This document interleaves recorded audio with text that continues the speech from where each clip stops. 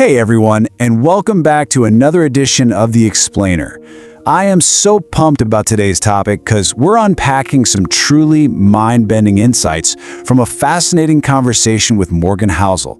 He's the author of the mega bestseller, The Psychology of Money. Today, we're looking at wealth through a completely different lens. And to make these big, sometimes kind of intimidating financial concepts super accessible, we're relying on some fun, simple stickman doodles. Yep, no complicated charts, no confusing jargon, just clear, visual storytelling to help us master the psychology of wealth. So grab a notebook and let's jump right in. Okay, get a load of this shocking hook from the source material. First, meet Ronald Reed. He was a minimum wage janitor who lived this incredibly quiet, modest life, right? Yet he died with $7 million, which he left mostly to charity, by the way. Now contrast him with his polar opposite, a Harvard-educated MBA who worked at Goldman Sachs, drove a Ferrari, and ultimately went completely bankrupt. Like, how does that even happen? Well, it proves a really fundamental truth. Wealth is overwhelmingly about your behavior, your psychology, and your temperament. It is not about your raw intelligence or your fancy education. Hitting financial success isn't about memorizing compound interest formulas or building some rigid, mathematically perfect spreadsheet. Our brains are hardwired with fear, greed, and this huge desire to fit in. And if we don't manage those psychological levers, the math literally doesn't matter. So that brings us to section 1. Psychology beats financial math. Why behavior is everything. Moving right along to section 2, finding your white space, the ultimate budgeting hack. I absolutely love this concept. True budgeting shouldn't feel like a restrictive straitjacket. To start managing our psychology, we really need to tackle the day-to-day anxiety that comes with modern wealth. Just look at our little stickman character here. Notice that literal white space drawn all around him? That represents the gap between his income and his lifestyle. Creating that white space provides immense financial breathing room. You really don't have to micromanage every single penny if you've deliberately built enough distance between what comes in and what goes out. You just have to make sure that gap exists, giving your stickman the freedom to breathe without constant, overwhelming financial Freedom panic. isn't given, it's Now, built. what's really fascinating and it is how starts with what you remarkably do simple the next. solution is if you feel like you don't have that white space yet. It's the 5-second daily audit. Check this out. Step 1, open your bank app. Step 2, look at the balance. Step 3, close it. That's literally it. It's not about feeling guilty or doing complex arithmetic. Doing this every single morning just builds the baseline awareness you need to organically cut useless spending. You'll suddenly notice those sneaky hidden subscriptions or repetitive charges that bring you absolutely zero joy, and your brain will naturally just start self-correcting. All right, section 3, rethinking risk and regret. What really matters? Once we actually have a handle on our daily habits, we need to shift our focus to the long term and really dismantle the rigid, traditional Wall Street view of what financial risk actually is. The crucial point here is this brilliant framework from the late Nobel Prize-winning psychologist Daniel Kahneman, and it completely changes the game. Quote, "Risk is understanding your sense of future regret." Fun fact, this is the exact same framework Jeff Bezos used when deciding to start Amazon. He basically projected his stickman self all the way to his deathbed and asked, "Will I regret trying and failing? No. Will I regret never trying at all? Absolutely." So true risk isn't just a fluctuating stock portfolio. It's arriving at the very end of your life and realizing you played it so safe that you totally missed out on what actually mattered. And this perfectly illustrates that exact point. A gerontologist named Carl Pillemer actually interviewed 1,000 elderly Americans, aged 80 to 100, to ask them about their life regrets.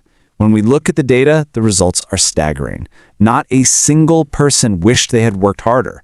Literally no one wished they had earned more money or bought a bigger house. So what did they regret? Missing out on human connection. They wished they spent more time with family, were nicer to friends, and forgave more often. If risk is really about avoiding future regret, the data makes it crystal clear we should be investing heavily in our relationships, not just our bank accounts. We can also connect this back to career risks. Look at our stressed-out stickman running endlessly on the salary treadmill. In high-cost areas, up to 50% of that salary is instantly eaten up by taxes. It's exhausting, right? Now look at our other stickman calmly riding the equity elevator. By starting a business or owning assets, you tap into capital gains and equity. These not only compound over time, but are generally taxed at a much friendlier rate. The source material highlights that stepping off the treadmill and taking the risk to own a piece of the pie is often the real path to wealth.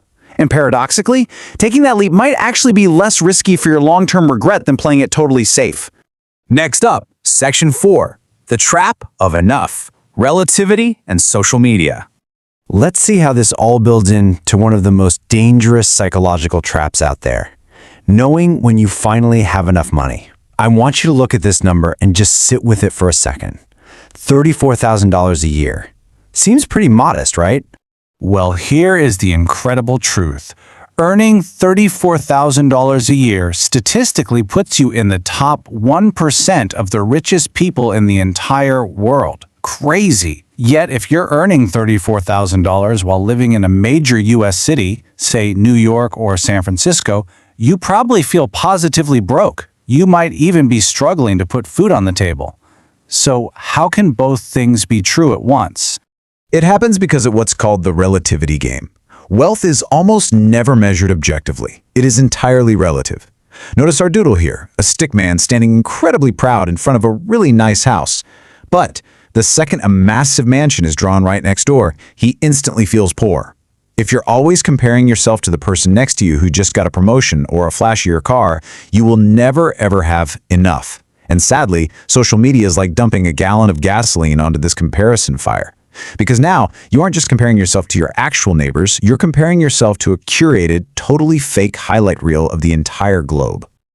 Which brings us to Section 5, the evolving American dream, rising expectations.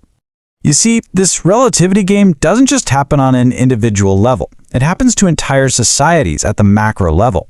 And that explains why the traditional American dream feels so frustratingly out of reach today. Think about the 1950s version of the American dream. A family with 4 kids might share a tiny 750 square foot house with a single bathroom, and they felt like they were absolutely crushing it. It was a massive victory. But today, our baseline expectations have inflated astronomically. No one today would view cramming 6 people into a tiny 1-bathroom house as a success. The source actually compares this to Apple getting criticized for not innovating, simply because the modern iPhone is already so incredibly good. Our societal baseline has grown so high that achieving a lifestyle that exceeds it has become astronomically expensive. It makes us feel like we're falling behind even when we're living in historical luxury. Part of managing these expectations means dealing with the end of history illusion.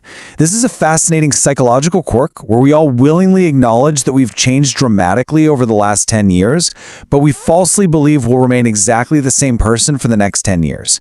It's why locking our 22-year-old stickman into a hyper-rigid 30-year financial plan is just foolish.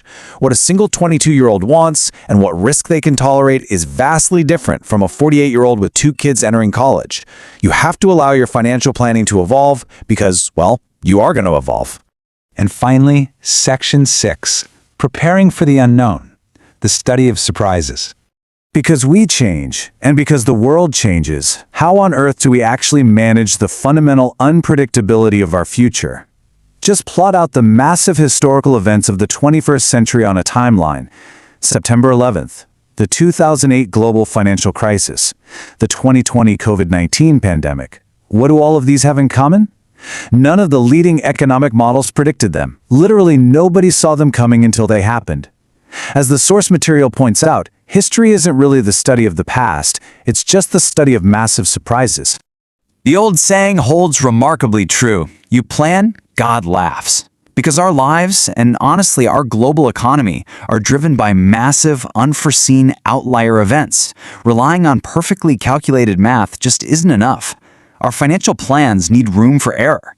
They need to be highly flexible, built with plenty of that white space we talked about earlier. That way, when the unexpected inevitably happens, our little stickman doesn't break under the pressure. He simply bends and adapts. So I want to leave you with this final, provocative thought. Look at your own life and ask yourself, are you managing your money to perfectly optimize a rigid spreadsheet, or are you managing your money to maximize your own peace of mind? The math will always tell you what is optimal, but your psychology dictates what is sustainable. Focus on giving yourself breathing room, deeply understanding what you will truly regret on your deathbed, and finding the flexibility to weather life's surprises. That, my friends, is the true psychology of wealth. Thank you so much for joining me for this explainer, and I'll see you next time.